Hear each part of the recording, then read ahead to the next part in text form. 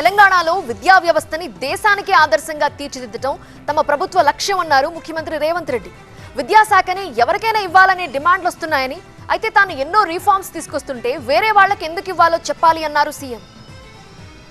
ఈ దేశానికైన ప్రధానమంత్రులందరూ కలిసి 51 లక్షల కోట్ల అప్పు చేస్తే 2014 నుంచి 2026 వరకు 12 సంవత్సరాలలో ఇప్పుడున్న ప్రధానమంత్రి చేసిన అప్పు 151 లక్షల కోట్ల రూపాయలు.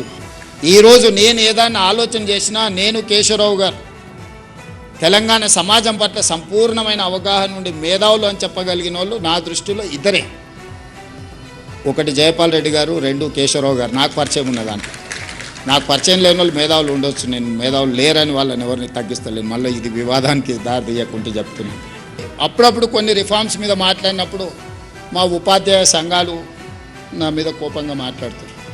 నేను సంఘాల అధ్యక్షులకు ఒక మాట చెప్పదలుచుకున్నాను. మీ సమస్యలన్నీ నాకు వదిలేయండి.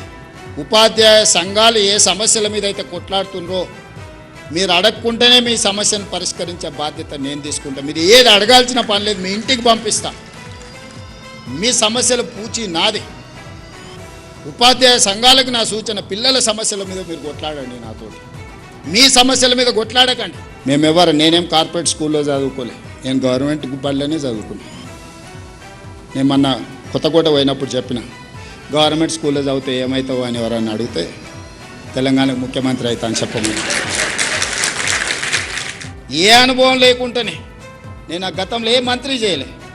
అనుభవం లేకపోయినా 30 నెలల నుంచి తెలంగాణ రాష్ట్రాన్ని అయితే కలగాపులగం అయితే చేయలే కదా. జాగ్రత్తగా నేను నడుపుతున్నా కదా. మరి ప్రభుత్వంలో మీరు చదువు చెప్తే చదివిన ఒక స్టూడెంట్ ఈరోజు తెలంగాణ రాష్ట్రాన్ని దారిలో పెట్టగలుగుతున్నాడు, పరిపాలన అందిస్తున్నాడు. ఈ దేశంలో చాలామంది ముఖ్యమంత్రులు లేకపోతే ఈ దేశ ప్రధానమంత్రి వచ్చినప్పుడు కూడా నాతో కలిసి పనిచేయి భవిష్యత్తు బాగుంటుందనే పరిస్థితి వచ్చిందని మీరు చెప్పిన చదివే కదా.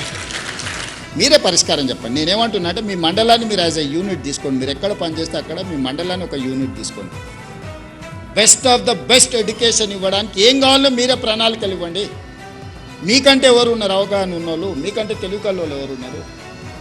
మీకంటే నేను నమ్మడానికి నాకెవరు ఉన్నారు? మీరే కదా.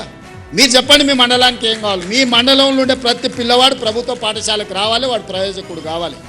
తెలంగాణలో విద్యాశాఖకు పూర్తి స్థాయిలో మంత్రి లేడు. అర్జెంటుగా రేవంత్ రెడ్డి గారు పూర్తి స్థాయి మంత్రిని విద్యాశాఖకు నియమించాలి. నేను మిమ్మల్ని అడుగుతున్నా, పర్ఫామ్ చేసినందుకు నేను విద్యాశాఖ నుంచి తొలగాల? లేకపోతే నర్సరీ, ఎల్కేజీ, యూకేజీ ఇంట్రడ్యూస్ చేసి నర్సరీ నుంచి 12th క్లాస్ వరకు బ్రేక్ఫాస్ట్ ఇచ్చినందుకు నేను తొలగాలనా?